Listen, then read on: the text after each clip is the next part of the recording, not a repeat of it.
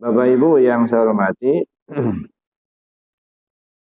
wa qala Allah Ta'ala, Allah berfirman, wa ammal ladzina fi qulubihim maradun fazadathum rijsan ila rijsihim wa matu wa hum kafirun.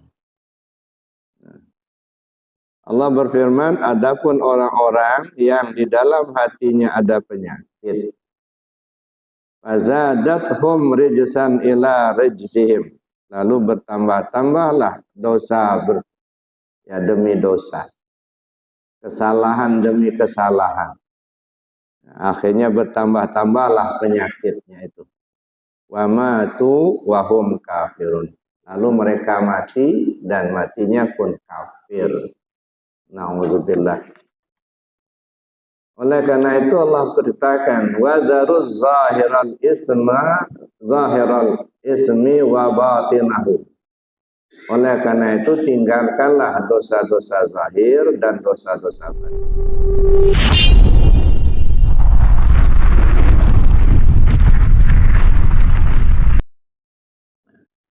Alhamdulillah pagi ini Allah beri kemampuan pada kita untuk melaksanakan itu. Sebab ada orang diberi petunjuk oleh Allah untuk mendapatkan ilmu tarekat, ilmu zikir, ya, diberi petunjuk, tetapi tidak diberi kemampuan untuk mengamalkan. Nah, banyak seperti itu, ya, diberi petunjuk untuk mendapatkan talqin zikir, ya, dipahaminya, didengarinya. Cuman tidak ada kemampuan untuk mengamalkan. Nah, ini kita khawatir seperti itu. Nah, kenapa tidak diberi kemampuan untuk mengamalkan? Sangat boleh jadi karena masih tertutup. Apa yang menutupinya? Banyak kemungkinan. Ya, bisa karena ditutup oleh dosa-dosa kita. Ya, terlalu keras hati kita ini. Karena dosa kita terlalu banyak. Sehingga apapun yang disampaikan tak tembus. Terlalu keras. Jumudun aini min qaswatil qulub. Buta mata kita tidak mampu memandang mana yang benar, mana yang salah, mana yang hak, mana yang batil. Tak mampu kita memandang mana hakullah, mana hak Muhammad, mana hakul Adam. Tak terbedakan oleh kita. Nah, kenapa? Karena dosa kita terlalu banyak. Jadi mata kita ini buta, jumudul aini min qaswatil qulub. Buta mata kita tadi karena hati terlalu keras. Susah ditembus. Ya. Bagaimanapun caranya kita menyampaikan tak bisa tembus. Ini ayatnya, ini hadisnya, ini manfaatnya. Akibatnya akan begini kalau kita tidak laksanakan zikir. Tapi tak tembus-tembus. Nah, terlalu keras. Nah, kenapa bisa keras? Wa qaswatul qulub min kasratil dzunub. Hati itu keras karena dosa terlalu tebal. Dosa terlalu banyak. Nah, mengapa dosa banyak? Wa kasratul dzunub min nisyanil maut. Dosa banyak karena lupa akan mati. Nah, kenapa orang lupa akan mati? Wa nisyanul maut min tulil amal. Lupa mati karena terlalu panjang angan-angan. Lupa akan mati, terlalu panjang angan-angan. Amalannya biasanya yang diwiridkan jikalau. Nggak selesai-selesai.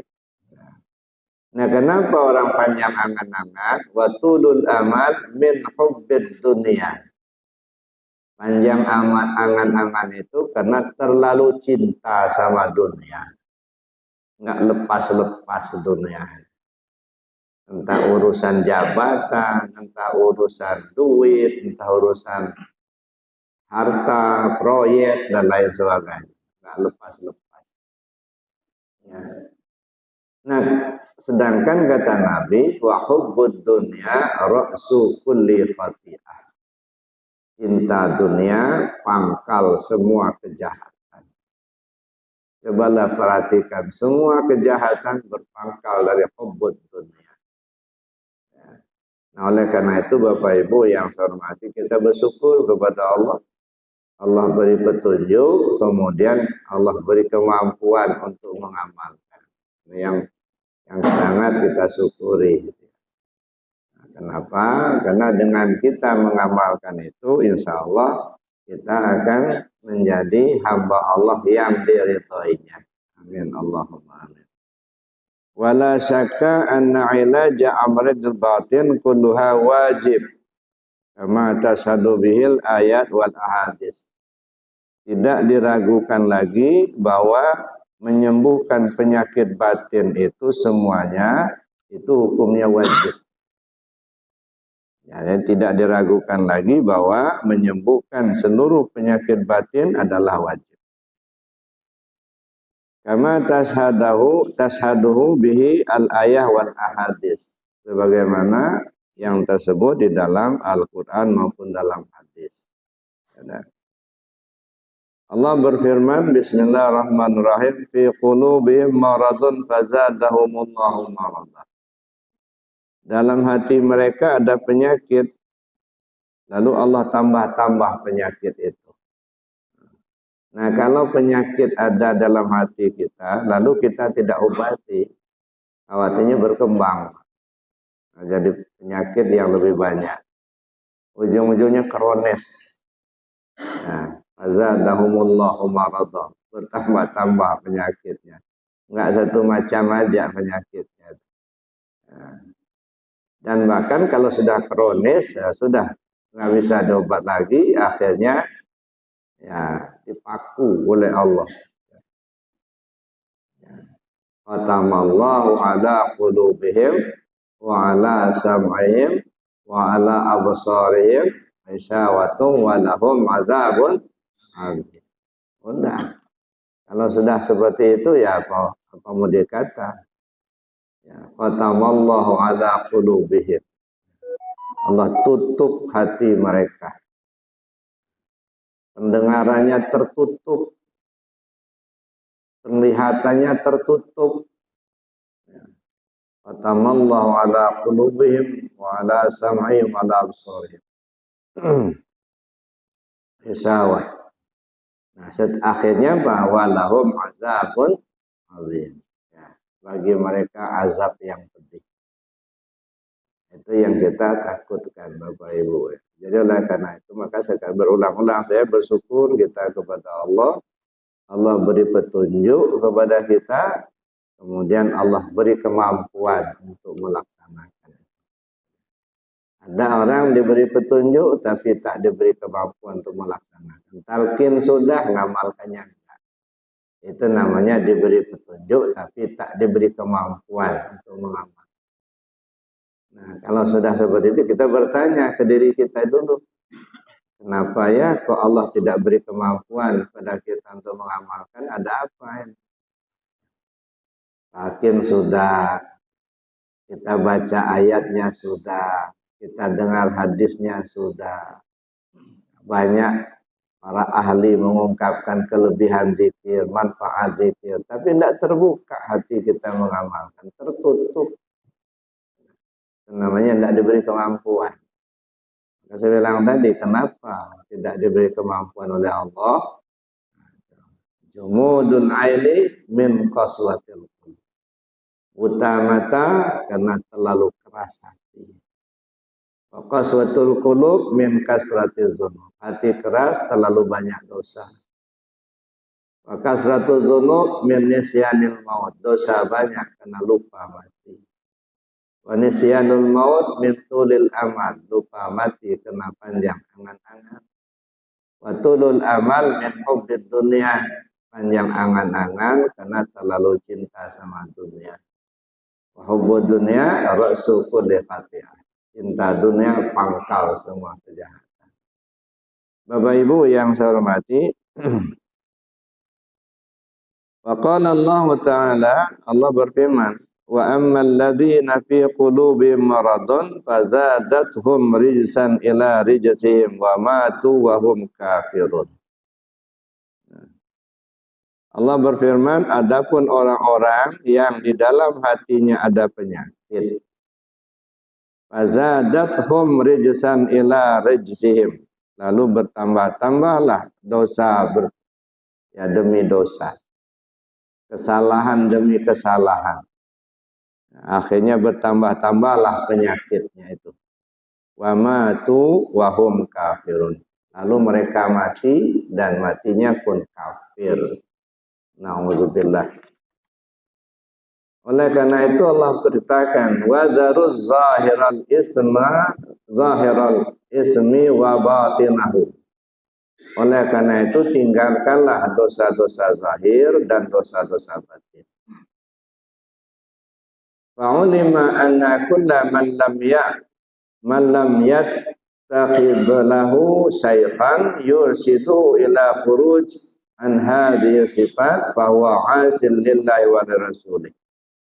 Ketahuilah bahwa setiap orang yang tidak mendapatkan, tidak mencari, tidak menemukan seorang guru yang dapat membimbing rohaniahnya keluar dari penyakit dan sifat-sifat tercela itu, bahwa asil lillahi wa rasulih, maka dia dikategorikan bermaksiat seumur hidup, ya, bermaksiat kepada Allah dan Rasul.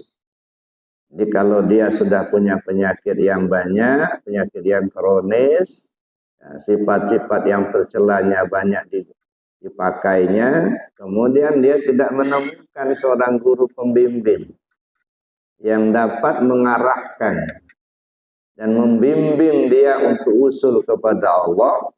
Kalau tidak mendapatkan itu, kata sahabat dalam bukunya ini yang diambil dari Jami'ul Usulil Auliya, apa katanya? Bahwa asil lillahi wa rasulih, maka dia bermaksiat kepada Allah dan Rasulnya seumur hidup. Nah, kenapa? Rijsan ila rijsihim, kejelekan demi kejelekan, dosa demi dosa, makin bertambah,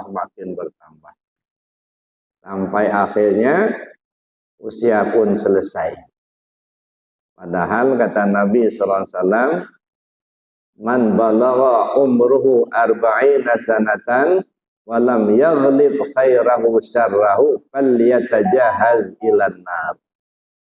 Siapa orang yang umurnya sudah 40 tahun tapi kebaikannya tidak mampu mengalahkan kejahatannya, lebih baik lemparkan saja ke neraka.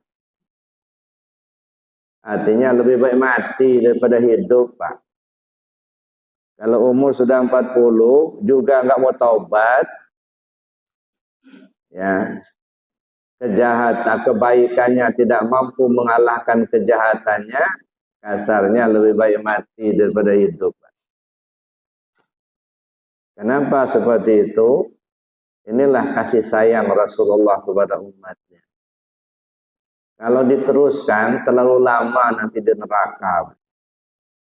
Tapi kalau dipotong langsung 40 selesai, daripada kamu banyak dosa terus, ya udah, mudah-mudahan nanti enggak terlalu lama di neraka. Nah, makanya kata Nabi, falyatajahaz ilan nar. Umur 40 enggak mau taubat juga, kebaikannya tidak mampu mengalahkan kejahatannya, lemparkan saja ke neraka. Na'udzubillah. Jadi itu Bapak Ibu yang saya hormati, maka sangat-sangat diperlukan kita untuk menghilangkan berbagai macam penyakit yang ada di hati kita. Jangan dipelihara penyakit itu. Nah, salah satu cara menghilangkan penyakit itu ya dengan zikir. Dengan zikir. Karena zikir ini paling tidak ada 3 fungsinya. Yang pertama, menghapus dosa. Yang pertama. Jadi kita banyak melaksanakan zikir, insya Allah dosa kita terhapuskan. Itu yang pertama. Yang kedua, mengobati penyakit yang ada di hati kita. iri, dengki, hasud, dan lain sebagainya. Penyakit semua itu, insya Allah dengan zikir kita obati. Dulu mungkin pernah saya ambil contoh, tamsil gitu ya. Dari TK kita sudah dikasih tahu sama guru kita, nak, tidak boleh iri dengki sama teman sebangku. Iya Bu. Masuk SD juga begitu, dikasih tahu, nak, tidak boleh iri dengki sama teman sebangku. Masuk SMP, SMA sama. Masuk perguruan tinggi juga sama. Dosen mengatakan jangan iri sama orang lain. Bergaul di masyarakat kita dengar Pak Kiai, ya, Ustadz, Habib, ya, menyampaikan jangan iri sama orang lain. Berapa tahun kita dapat informasi itu? Ada. Mulai dari TK, SD, SMP, SMA. Ada.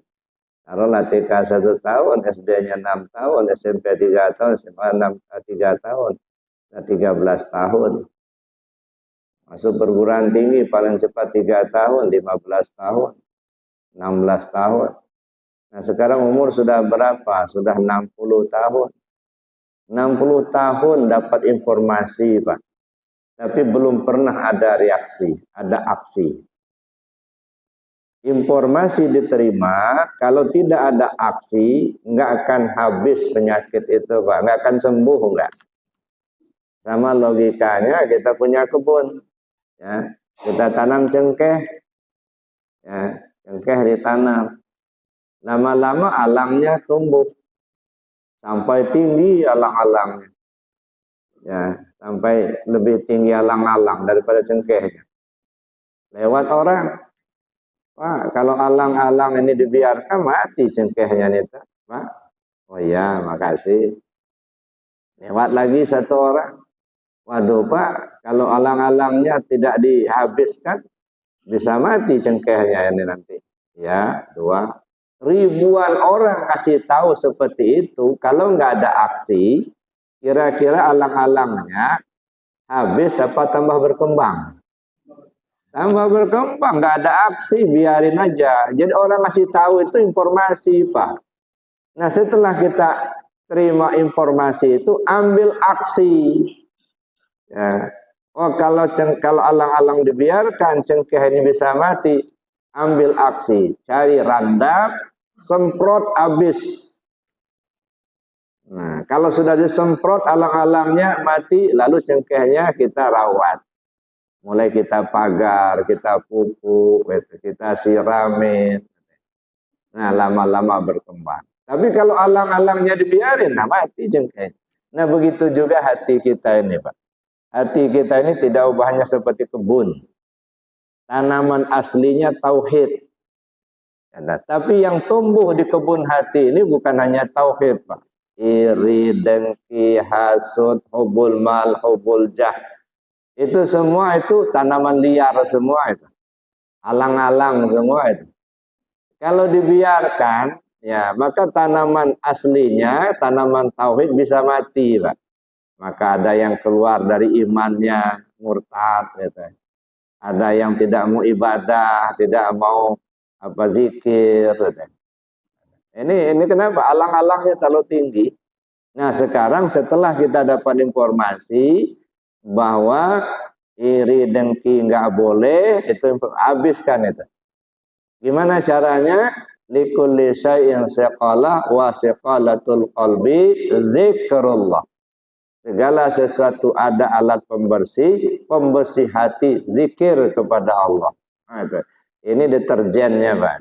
Nah, ini randapnya lah begitu. Jadi randapnya untuk membasmi, ya, untuk membersihkan hati kita itu pakai zikir. Nah, zikir ini sering saya katakan ini bukan kewajiban, tetapi kebutuhan. Ya, kebutuhan semua orang, nggak peduli apakah dia pejabat, apakah dia orang kaya, orang miskin, rakyat jelata, semua butuh zikir. Cuman ada orang, ya dia butuh seolah-olah enggak butuh. Nah, ini kita pertanyakan juga ini. Ya, orang lapar kok merasa tak lapar? Ya, tidak selera makan. Padahal dia lapar. Udah 3 hari nggak makan. Lapar kan dia. Tapi merasa tidak lapar. Kenapa? Terlalu lapar. Kalau sudah terlalu lapar, hilang selera makannya. Dia tidak lagi punya selera makan, tapi badannya tambah lama tambah lemas. Ujung-ujungnya dead. Nah, begitu juga kita ini. Ya, butuh zikir. Tapi kenapa orang kok merasa nggak butuh, seolah nggak butuh zikir? Khawatir, Pak. Ya, terlalu banyak dosa. Atau tertutup oleh nafsu, egonya. Merasa lebih pandai, merasa tidak butuh. Ya, nah ini tertutup. Padahal itu Allah Subhanahu wa taala sudah jelaskan bahwa zikir ini sangat penting untuk kita kerjakan. Makanya lagi-lagi ini pengasabah mengungkapkan yang dikutip dari Jami'ul Usul fil Auliya. Walau takallafa la yanfa'u bi ghairi syaikhin walau hafidha alfa kitab. Meskipun sebenarnya dia sadar itu, ya pentingnya zikir. Dia sadar, tapi tidak ada aksi, tidak dikerjakan. Kesadaran ada, cuman tidak dilaksanakan itu, maka tidak bermanfaat. Tidak ada manfaatnya untuk menghilangkan penyakit tadi. Kenapa? Enggak ada aksi. Walau hafizah alfa kitab, walaupun dia hafal 1000 kitab. Apa yang mau kita andalkan? Ya. Bapak Ibu yang saya hormati, semua orang pasti akan mengalami kematian. Tak ada manusia yang hidup kekal di atas dunia. Kullu nafsin za'iqatul maut. Setiap orang pasti akan mengalami kematian. Nah, untuk menghadapi pintu kematian itu maka perlu kita persiapkan. Ya. Perlu kita persiapkan untuk menghadapi pintu kematian. Apa yang harus kita persiapkan? Secara ilmiahnya, yang pertama kita harus tahu kemana alamat yang kita tuju. Itu satu. Yang kedua, kita tahu rute jalan yang akan dilalui.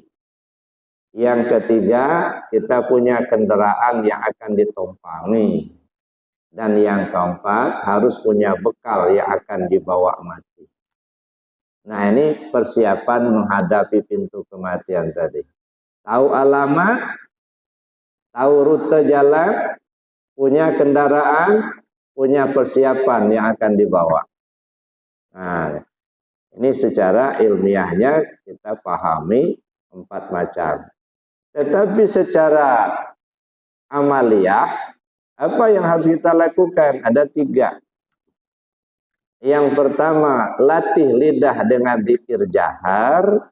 Yang kedua, latih hati dengan zikir khafi. Dan yang ketiga, latih nafas dengan zikir anfas. Nah, ini secara amaliyah. Ada cara zikir kata. Latih lidah dengan zikir jahar. Dengan kalimah la ilaha illallah. Kan ada hadis, man qala la ilaha illallah akhiru kalami dakhalal jannah.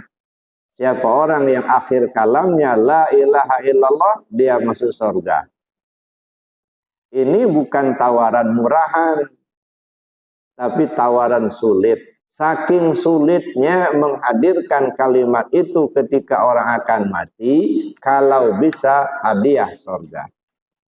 Kalau bisa. Nah, untuk supaya bisa bagaimana? Matanas bima ya'isubih. Manusia mati sesuai kebiasaan.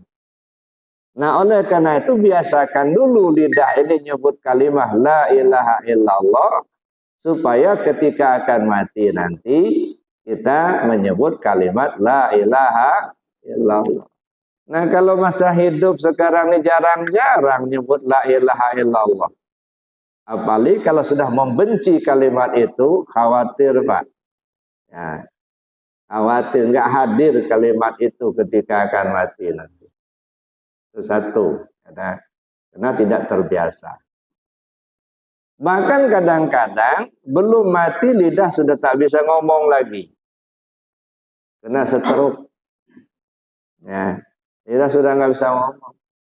Nah kalau lidahnya sudah nggak bisa ngomong, walaupun hafal Al-Quran 30 juz, walaupun hafal 1000 kitab, mau pakai apa kita? Menyeberang. Lidah sudah nggak bisa ngomong.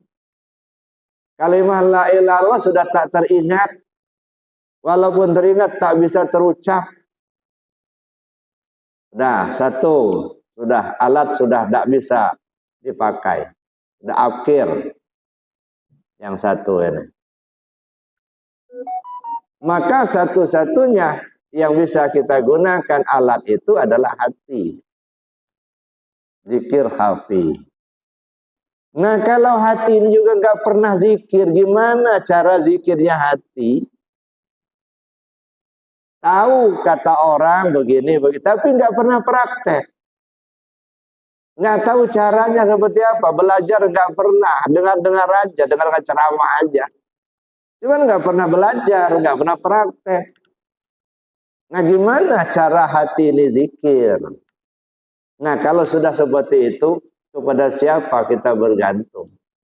Berlayar di lautan lepas tanpa pegangan, pasti kelelap. Nah, lidah sudah nggak bisa dipakai, kemudian hati pun tak tahu caranya. Nah, udah selesai. Lalu, nah kalau hati ini nggak juga bisa, apalagi ampas. Padahal, ya, ketika orang akan meninggal itu pun, napasnya sudah terengah-engah, ya, sudah tidak karuan lagi lah.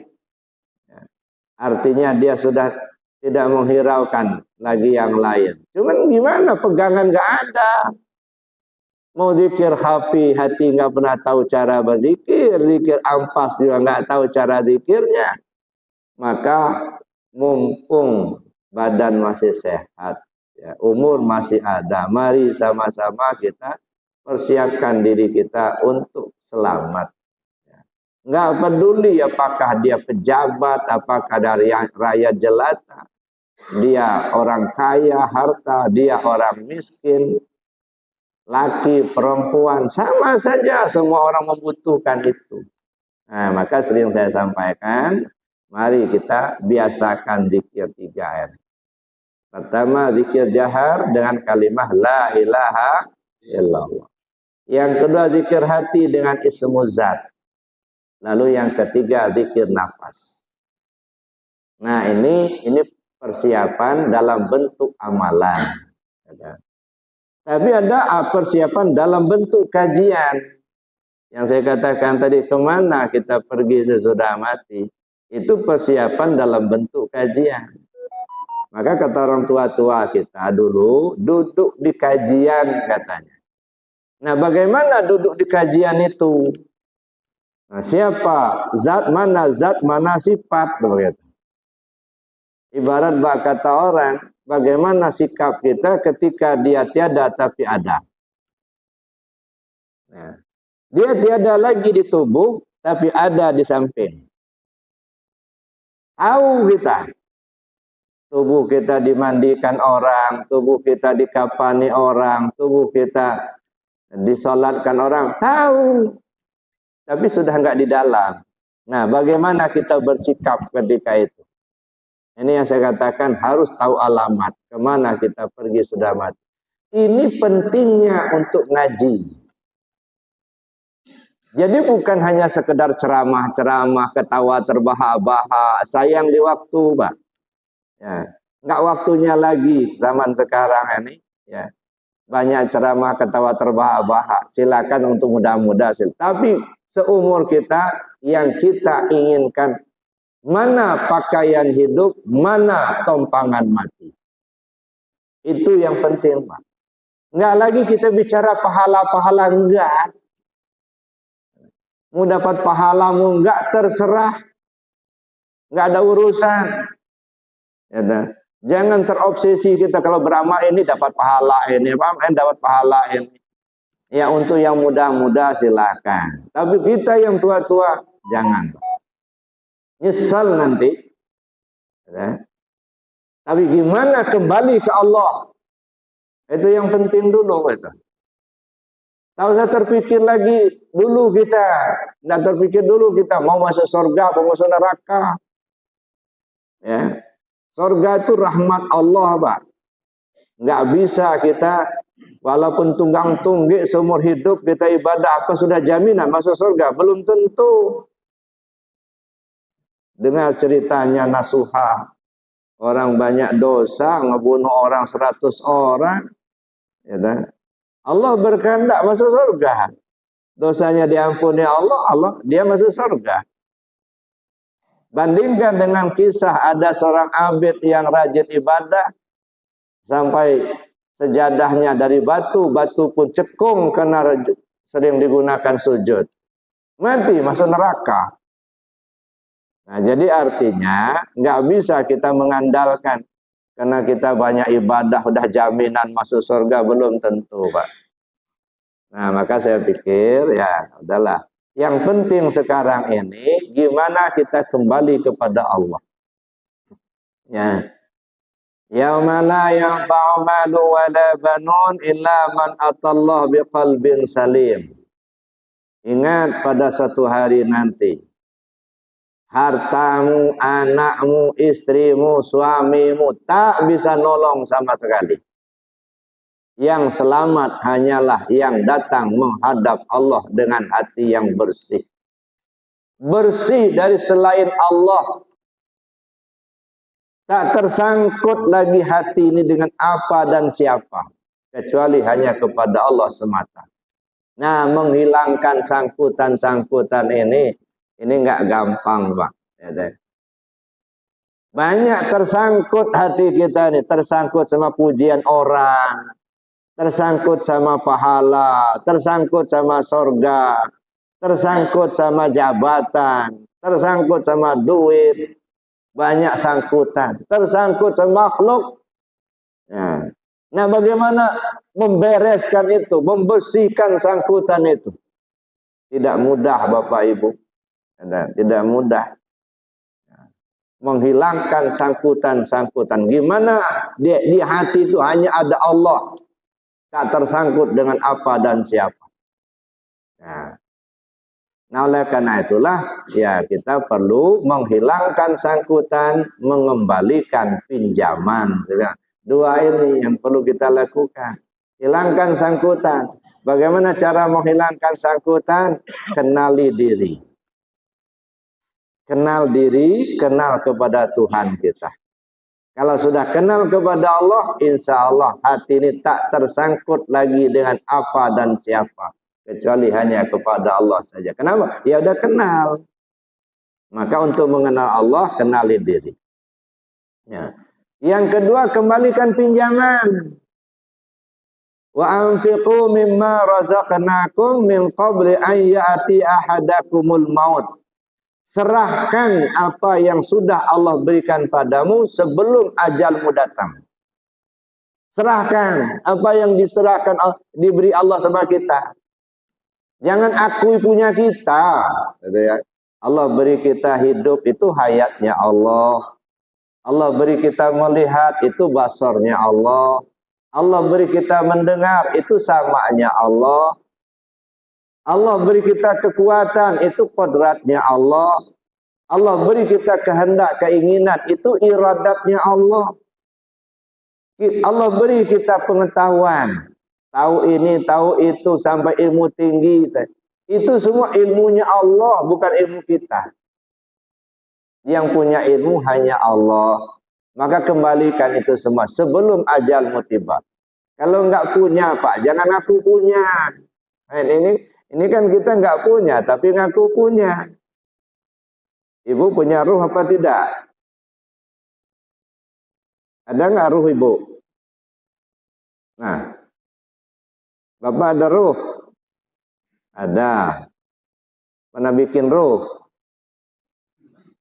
Enggak. Pernah beli? Nah, nggak ada jualan. Pernah nanam, nggak ada bibitnya juga. Bikin tak pernah, beli tak ada jualan, nanam tak ada bibit. Kok punya? Ngaku punya. Punya siapa itu? Bukan punya kita. Fanafaktu fihi min ruhi. Aku tiupkan ruhku, kata Allah. Bukan ruhmu, ruhku. Ruh siapa itu? Ruhnya Allah. Nah, kenapa ngaku punya? Udah jelas-jelas bukan punya kita, kok diakui-akui punya kita. Itu makanya dulu pernah saya ambil satu tamsil gitu. Ya. Pak Haji Albert itu beliau itu ke rumah saya bawa mobil yang Grace, saudara. Fortuner baru keluar dealer. Pak Ustadz, nitip mobilnya, saya mau urusan ke belakang. Iya, saya bilang. Ya. Beliau menyelesaikan urusnya di belakang, mobil kan parkir di rumah saya. Ada orang lewat, baru mobilnya Buya. Oh iya, punya siapa? Punya saya. Nah, saya ngaku punya saya. Nggak lama setelah itu Pak Haji datang. Makasih Buya, tumpangannya saya mau pulang. Dibawanya mobil tadi. Begitu mobilnya pergi, saya sedih Pak. Sedihnya saya bukan karena mobilnya dibawa, bukan. Yang saya sedihkan kalau orang nanya tidak datang lagi. Mana mobilnya Buya, katanya. Nah itu yang saya sedihkan. Kenapa? Karena saya ngaku punya saya, tapi bukan punya saya. Itu yang membuat kita sedih. Ya, oleh karena itulah sebelum ajal tiba, kita kembalikan dulu kepada Allah. Sehingga dalam istilah tasawuf, la hayyun, la alimun, la sami'un, la basirun, la qadirun, la muridun, la mutakallimun bilhaq illallah. Nah, kembalikan kepada Allah semua. Jadi dua itu yang harus kita kejar sebelum ajal tiba. Hilangkan sangkutan, kembalikan pinjaman. Mudah-mudahan Allah beri petunjuk pada kita. Amin. Allahumma amin. Saya kira demikian saja Bapak Ibu untuk materinya. Terima kasih. Assalamualaikum warahmatullahi wabarakatuh. Baik Bapak Ibu sekalian, yang tadi disampaikan intinya bahwa kita ini akan mengambil kematian. Kematian itu bisa diterima oleh Allah menyebut la ilaha illallah. La ilaha illallah itu bisa timbul, bisa datang apabila dibiasakan dengan zikir-zikir. Oleh karena itu intinya yuk kita bersama-sama kita mulai saat ini setiap sholat malam berzikir. Jangan habis sholat pulang. Itu dikatakan sombong tadi. Mungkin itu pendapat saya menyimakkan itu yang tadi. Baik Bapak Ibu sekalian, silakan. Silakan. Tengah. Samping kiri saya. Ibu-ibu. Ada? Mengerti semua? Alhamdulillah. Sudah paham. Ada. Ada. Masyarakat ragu apa hal-hal yang sehari-hari boleh ditanyakan.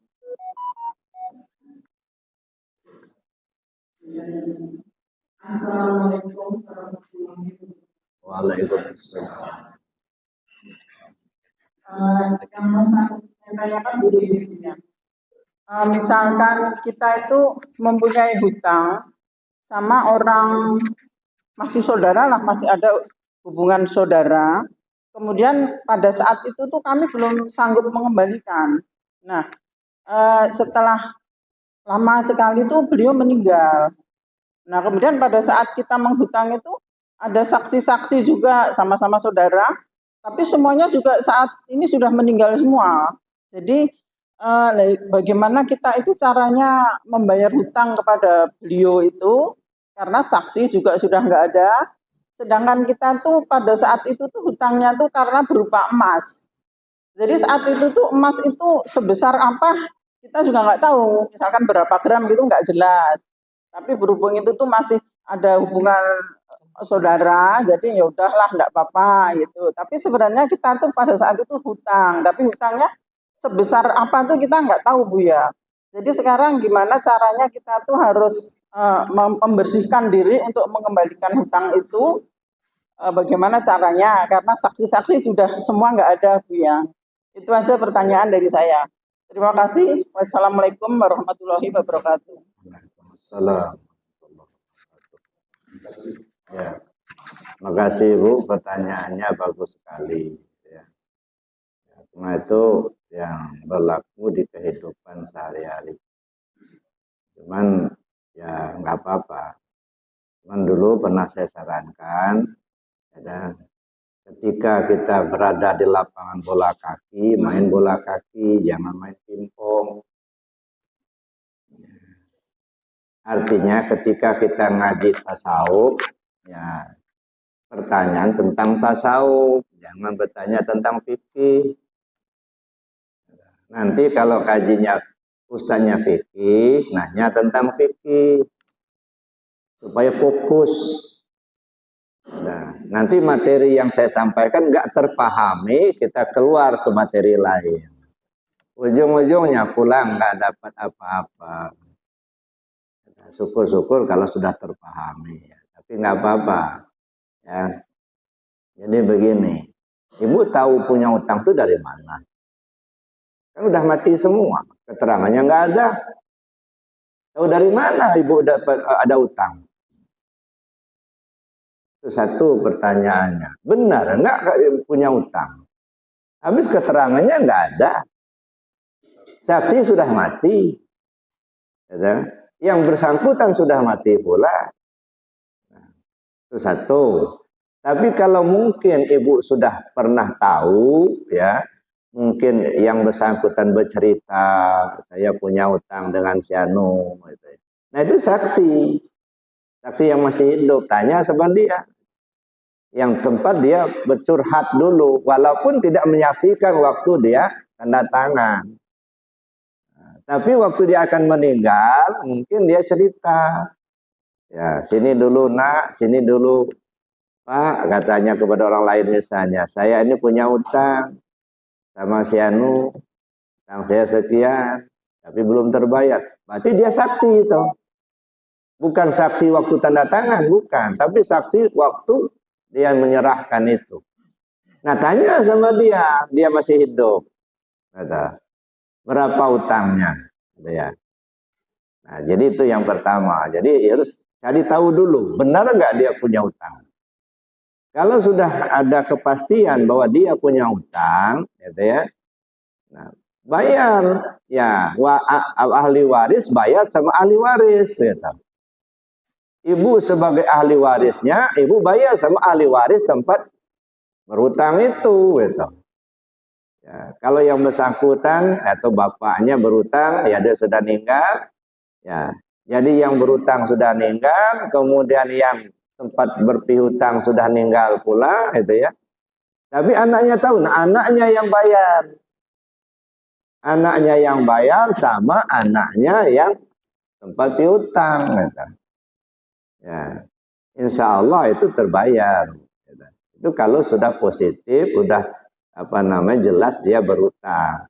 Jadi jangan teka-teki. Kayaknya itu nggak ada kepastian. Nah, jadi harus ada kepastian. Dia benar nggak dia berhutang.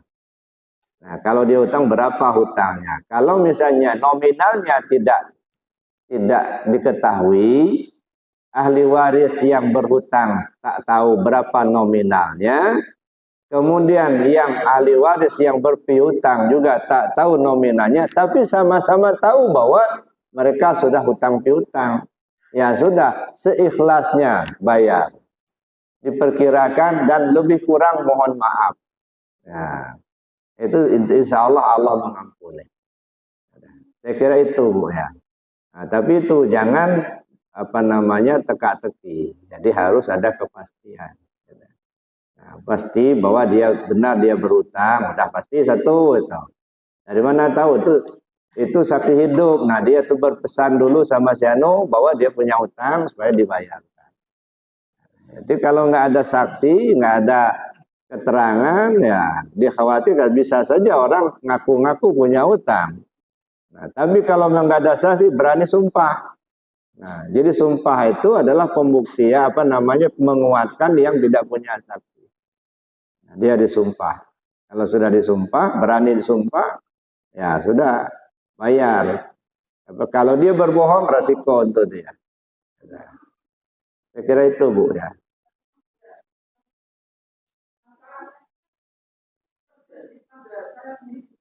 Ya, ya,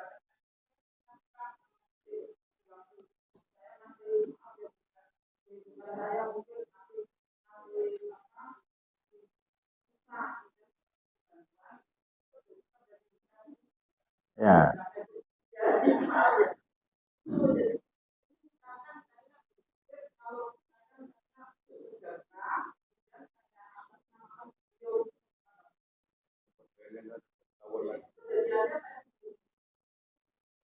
Tempat yang ibu tahu bukan berapa nilainya, berapa nominal utang itu kan ibu sendiri yang mengalami kan? Loh, ibu yang berhutang kok nggak tahu gimana?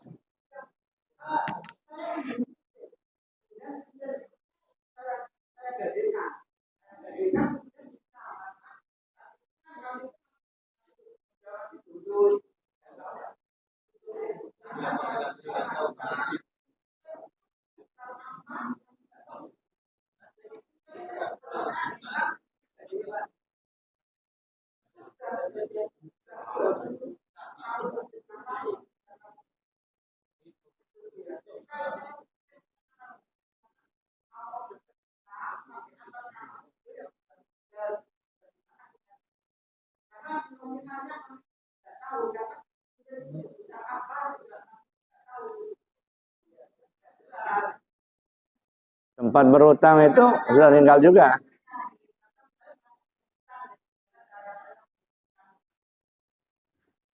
Tempat pinjam itu sudah meninggal juga.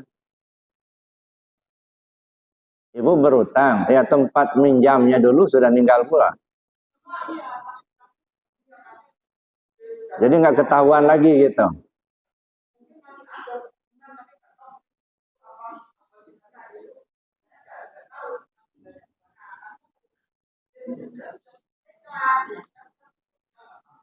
Nah, gini aja. Kalau memang masih ketahuan ahli warisnya, entah anaknya, entah cucunya, gitu kan, lebih baik serahkan sama mereka. Ya, walaupun yang ya cucu sendiri nggak tahu kalau dia berutang, tapi ibu tahu kalau itu adalah cucunya dia yang tempat ibu berutang dulu. Nah, misalnya ibu berutang dengan dia, nah dia ini kan sudah meninggal, punya anak, anaknya pun sudah meninggal, tinggal cucunya. Nah cucu kan nggak tahu dia, tapi ibu tahu persis kalau itu cucunya dia. Lebih baik serahkan sama dia daripada sedekah yang lain. Nah, ya, ya, Baik, demikian. udah. Oke. Baik, mari kita tutup dengan doa dan kafarat majelis. Bismillahirrahmanirrahim. Allahumma inni astaudi'uka ma 'allamtani wardudu ilayya inda hajati wa la tansani ya rabbal alamin. Subhanakallahumma wa bihamdika asyhadu an la ilaha illa anta astaghfiruka wa atubu ilaik. Assalamualaikum warahmatullahi wabarakatuh.